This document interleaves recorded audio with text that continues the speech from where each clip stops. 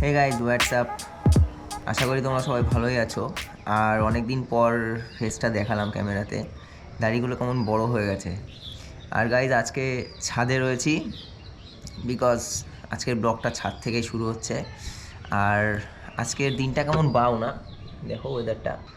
কালকে অনেক দিন পর ডমিনারের কাছে গেছিলাম, আর ডমিনারটা দেখে জাস্ট আমার এটাই মনে হলো যে একটা পারফেক্ট ওয়াশের দরকার ডমিনার। এখনই আমি বলছি, তো ওয়াশের কথা দেখতে দেখতে ফার্স্টেই একটাই কথা মাথায় আসলো যে গাইজ বাইকের চেনটা অবস্থা খুব খারাপ, মানে জাস্ট বলার মতন না। 700 কিলোমিটার প্রায় রাইড করে ফেলেছি, আর আমি এমনই ল্যাথখোর যে ল্যাথ খেতে খেতে কী আর বলবো তোমাদের, চেনটাই আমি লিউব করিনি এবং পরিষ্কারও করিনি। সো এত বাজে অবস্থা হয়ে রয়েছে, মানে জাস্ট মানে কি যাচ্ছে তাই অবস্থা। সো গাইজ আজকে মানে আমি নিজে বাড়িতে চেনটা লিউব করব এবং ক্লিন করব, আর পারফেক্ট গ্যারেজে যেভাবে করে সেভাবেই করব। কথা না বাড়িয়ে চলো আর বাইকের কাছে যাওয়া যাক, আর দেন বেবির চেন লিউব হবে এবং চেন ক্লিন হবে, আর একটা পারফেক্ট ওয়াশ দেওয়া হবে।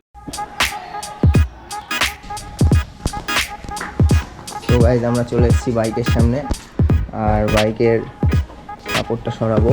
অনেকদিন পর খুলছি বাইক, সাইডে রেখে দিই।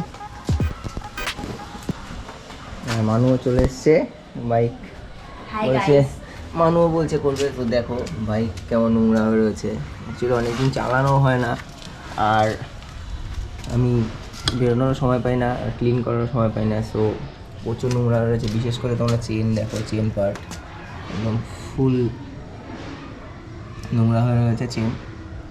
সো আজকে আমরা চেন ক্লিন করব, সো ঘরে দেখে নাও কেমন। সো গাইজ আমাদের এই চেন ক্লিন করতে যে অ্যাক্সেসরিজগুলো লাগবে বা যেগুলো লাগবে কিছু, সরি আমার ব্যাকগ্রাউন্ডে কিছু সাউন্ড আছে, কিছু মনে করো না, যেগুলো লাগবে সেগুলো আমি তোমাদের দেখাচ্ছি, চলো।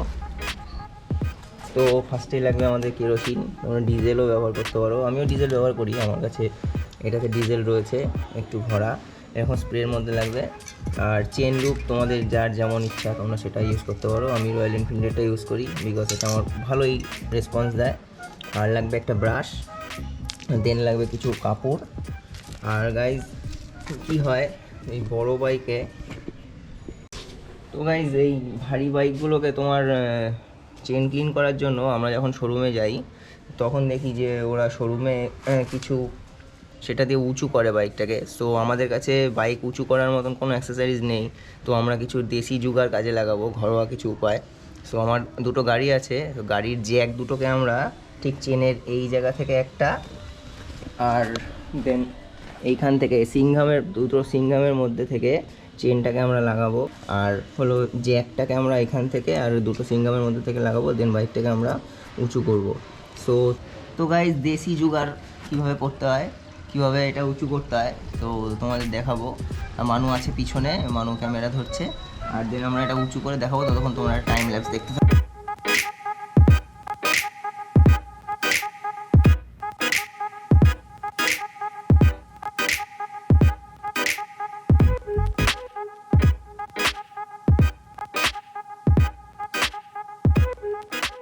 গেছে লাগানো, বেশ কিছুটা খাটনি হয়ে গেল।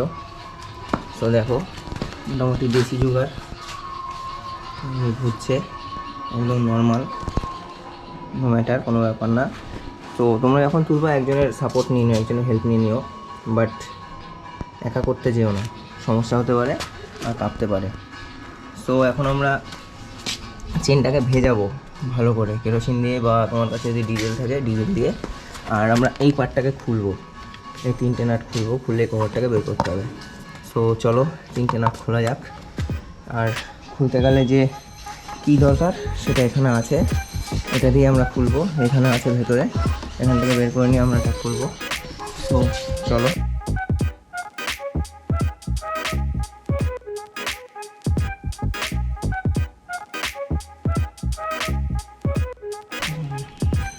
তো ফাইনালি খোলা হয়ে গেছে, আর 3টে নাট বের করে এটা ফাইনাল নাট। এটা ফাইনাল নাট বেরিয়ে গেছে। ও হলো। তো এই যে বেরিয়ে গেছে। আর তোমরা দেখো যে কেমন পরিমাণে নোংরা জমেছে চেনে, আর ফুল চেন পুরো একদম ড্রাই হয়ে রয়েছে। সো আমরা এটাকে এখন ভালো করে ভেজাবো, আর দেন এটা আমরা ক্লিন করবো কীভাবে সেটা তোমাদের দেখাচ্ছি। সো গাইস, এই 3টে নাট আমরা আবার এখানেই লাগিয়ে দিয়েছি, বিকজ এই ভেতরের ইঞ্জিন কম্পার্টমেন্ট, ভেতরে অয়েল চলে যেতে পারে। আর আমি কেরোসিন তেলটা নিয়ে আসি, দেন স্প্রে করবো।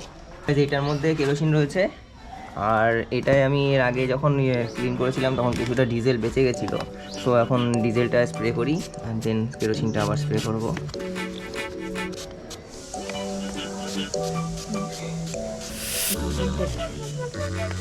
পুরো চেনটাকে এইভাবে ভিজাতে হবে, আর এইভাবে ঘোরাতে হবে। তো আগে আমাদের এইভাবে ভিজিয়ে নিতে হবে পুরো চেনটাকে, দেন ওয়াশ করা চালু করতে হবে।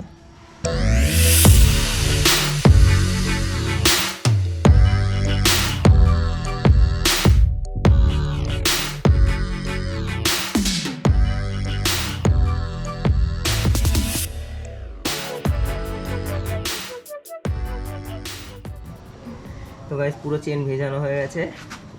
আর এই যে দেখছো ব্রাশ আছে, ব্রাশ দেখা যাচ্ছে আমার ব্রাশ, ব্রাশটাকে একটু ভিজিয়ে নিলাম।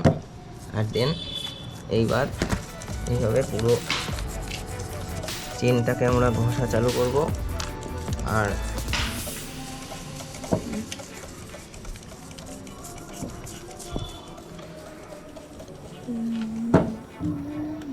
স্প্রে করব। যেহেতু আমাদের পুরো চেন ভেজানো, তো আমরা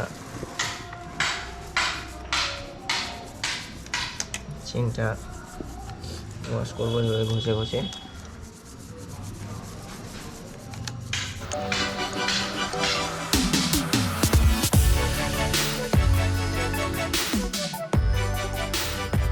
সবাই দেখতে পাচ্ছ কি অবস্থা আছে, হাত মুখ চুল সব কিছুর।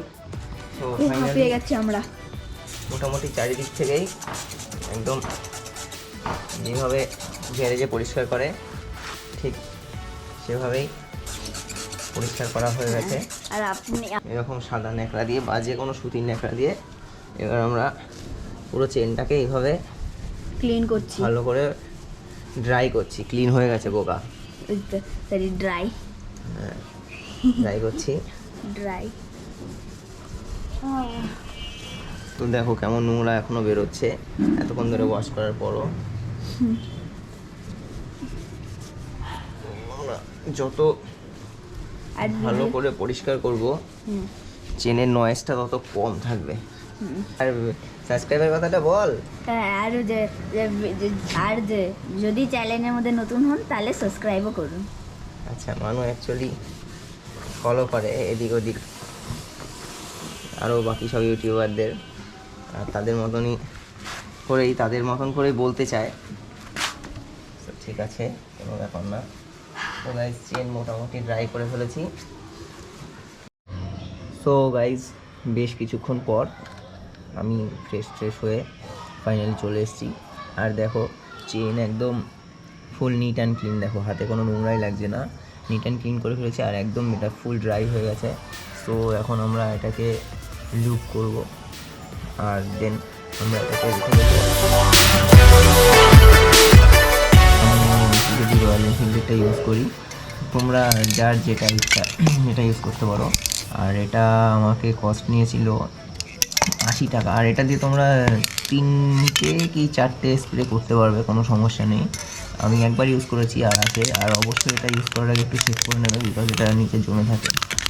তো গাইস, আমি তোমাদের কেন বলেছিলাম যে চেন লুপটা বেশ কিছুক্ষণ পর করতে, বিকজ দেখো তোমরা যদি চেন ক্লিন করার সাথে সাথে ভেজা অবস্থাতে চেন লুপ করে দাও আর গাড়িটা রাইড করে নিয়ে বাড়ি চলে আসো, সো ধুলোগুলো আবার পুনরায় চেনের মধ্যে লেগে যায়। সো সবার তো আর বাড়িতে করার মতন সময় থাকে না। তো সেই জন্যই যারা বাড়িতে করবা, তোমাদের জন্য একটাই টিপস রইল যে চেন ক্লিন করার অন্ততপক্ষে 2 থেকে 2.5 ঘন্টা কি 3 ঘন্টা পর তোমরা চেনটা লুপ করো। তো গাইস দেখো, তোমরা ফার্স্টে সেট করে নিলে, দেন ঠিক চেনের এই জায়গাটায় তোমরা চেন লুপটা এইভাবে দেবে। সো সমস্যাই পড়ছে। আর গাইস একদম বেশি দেবে না, খুব বেশি দিয়ে দেবে না, তাহলে সমস্যা হতে পারে। তো দুটো পাশেই দিয়ে দিলাম হালকা হালকা করে।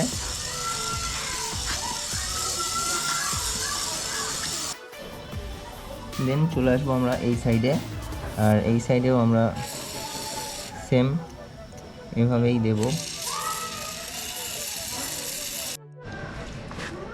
অ্যান্ড দেন ঠিক সেম পোর্শানে, ঠিক সেম এইভাবেই এই পোর্শানেও আমরা লিউবসটা স্প্রে করব।